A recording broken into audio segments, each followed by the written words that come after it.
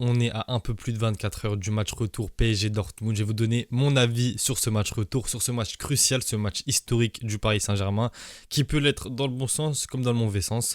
On va commencer directement dans le vif du sujet. On va commencer par les compos. Déjà, directement, ma compo parisienne. Je vais vous donner mes choix. Pourquoi j'ai fait ces choix-là. Bon, Donnarumma, Hakimi, Marquinhos, Nuno Mendes, on passe. Seul le choix qui pourrait faire débat, entre guillemets, c'est Danilo. Danilo, pourquoi? Parce que bon, Hernandez, ligament croisé, bon rétablissement à lui. En plus, moi aussi, je sors des croisés, c'est pas facile.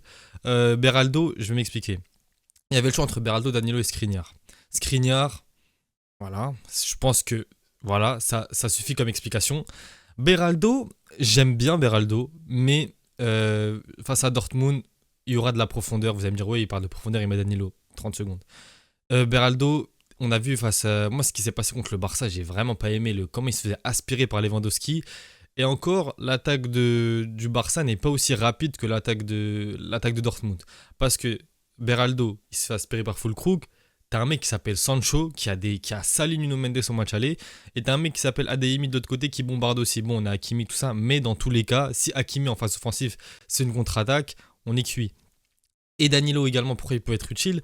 Parce que on a vu qu'il y avait pas mal de ballons aériens de la part de Dortmund. On a vu que Füllkrug, s'il avait été un tout petit peu plus adroit, il aurait pu mettre un but sur un ballon aérien. Danilo, que ça soit dans notre surface ou même offensivement, il peut apporter de la tête. Et dans tous les cas, c'est pas l'assurance tout risque. Que ça soit Marquinhos, Danilo, Marquinhos, Beraldo, on sera sur une défense fiable. Et Danilo, j'espère qu'il va pas nous faire sa boulette qu'il fait à chaque match. Danilo, c'est une boulette par match au minimum. Il a un très bon ratio sur ça. Et dans tous les cas, Danilo, c'est plus d'expérience que Beraldo. Danilo, il a joué contre le Bayern, qu'on avait joué le match enneigé, tout ça. Danilo, il a de l'expérience en LDC, il a joué des gros matchs. Et sincèrement, en Ligue des Champions, il m'a rarement déçu.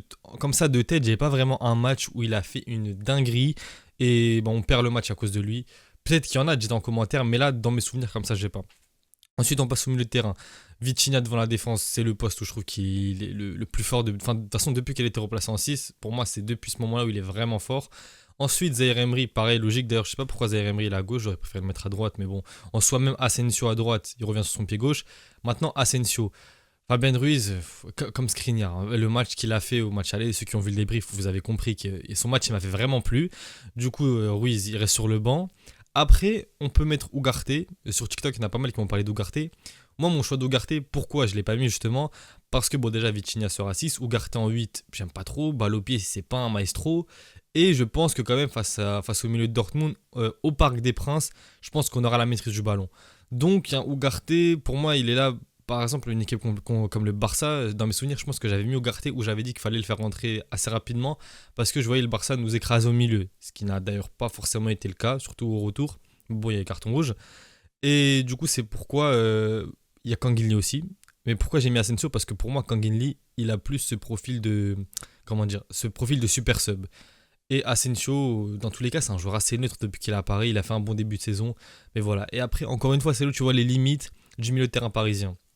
On n'a pas une profondeur de banc de qualité. Mais voilà, pour moi, dans tous les cas, quand Guinli finira par rentrer, et je pense même qu'il y a des chances qu'il soit titulaire face à Dortmund, parce que ça ne m'étonnerait pas de la part d'Enrique, même si moi je préférais voir Asensio, même si ça ne serait pas mon choix premier. Moi, tu me demandes qui là? Je mets Xavi Simons, je mets un Bernardo Silva, je mets qui tu veux, je mets pas Asensio. Mais bon, on fait avec ce qu'on a. Au niveau de l'attaque, Mbappé à gauche. Là, pour moi, je vais vous expliquer. Le Mbappé à gauche, c'est parce que Gonzalo Ramos est titulaire. Barcola mérite à 100% d'être titulaire, mais il ne le sera pas si ça avait été moi qui faisais la compo. Pourquoi? Gonzalo Ramos, pour moi, obligatoirement, il commence le match. Parce que plus d'une fois, regardez les séquences du match aller, plus d'une fois, on a eu des centres de Dembélé. Dans la surface, il n'y avait personne. Barcola, c'est pas un numéro 9. Il va pas rester comment ça s'appelle, dans les 6 mètres. Et Mbappé, il a pas fait son match la dernière fois. Au lieu de prendre la profondeur, au lieu d'avoir une vraie présence dans le jeu, il joue limite en tant que numéro 10. Et Mbappé à gauche, c'est son meilleur poste. Ouais, on va dire ça comme ça, c'est son meilleur poste en vrai de vrai. Le truc qui me fait peur, c'est que tu laisses du coup vraiment Nuno Mendes en total 1 contre 1 contre Sancho, parce qu'il n'y aura pas les retours défensifs de la part de Kylian, en tout cas pas à 100%, pas comme Barcola pourrait les faire. Et il faudra compenser avec un milieu de terrain qui viendra souvent aider. Et du coup, tu auras un peu moins de monde au milieu. Ça va être un déséquilibre pas mal, hein. Mais pour moi, Ramos doit être titulaire. Parce qu'il y a eu trop d'occasions à l'aller. Si ça avait été Ramos c'est un vrai numéro 9 qui était là à la réception des centres, à la réception de tout ce que tu veux. Ils les auraient mis. Les centres sur Ruiz, Ramos, il les aurait mis également. Après, Dembélé, en vrai, j'ai pas besoin de. Voilà. Maintenant, le 11 de Dortmund, moi, je pars sur le même 11 qu'à l'aller. Je pense que ça va être un truc comme ça.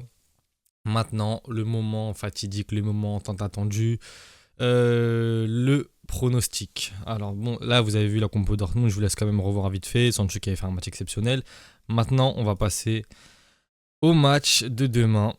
Là, au niveau des cotes, ne pariez pas, c'est de la merde. Moi, je prends ça juste comme indicateur. Je ne parie pas, ça sert à rien. T'as pas besoin de parier pour aimer le football. Ici, ils ont mis les cotes de Paris vainqueur et Dortmund vainqueur. Tu vois quand même que Paris est net favori. Mais moi, une victoire de Paris, dans le temps réglementaire, ça m'étonnerait pas. Maintenant, je sais pas pourquoi, hein, j'espère me tromper, sincèrement.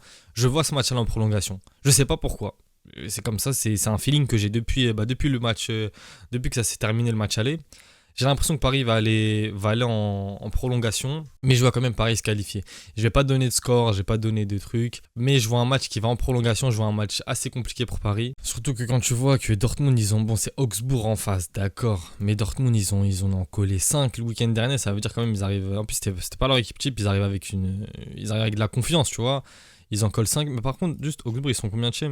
Ok, d'accord, ils sont relégables. Mais quand même, ça reste de la confiance prise. L'équipe roule bien, tourne bien plutôt. Ils battent le PSG, ils en mettent 5 à Augsbourg. Ils sont sur une bonne lancée, ils en mettent 4 à l'Atlético aussi. Mais je vois quand même Paris se qualifier pour la dernière de Kylian Mbappé au Parc des Princes en Ligue des Champions. Pour l'histoire également. En plus, moi je serai au parc et j'espère vraiment qu'on va pas perdre. Parce que si on perd et que je suis au parc, oh là là, oui, et j'ai pas payé mes places 400 balles, vous inquiétez pas. J'espère les bons plats vous inquiétez pas pour moi. Mais ouais, gros match compliqué, prolongation, victoire de Paris. J'espère juste que ça finira pas au penalty. Je pourrais pas tenir. Du coup, ça attrape dès demain pour le débrief ou peut-être que le débrief va sortir mercredi. Je sais pas parce que je vais rentrer tard chez moi. Du coup, on verra. Ça va pour une prochaine vidéo. À plus les mecs.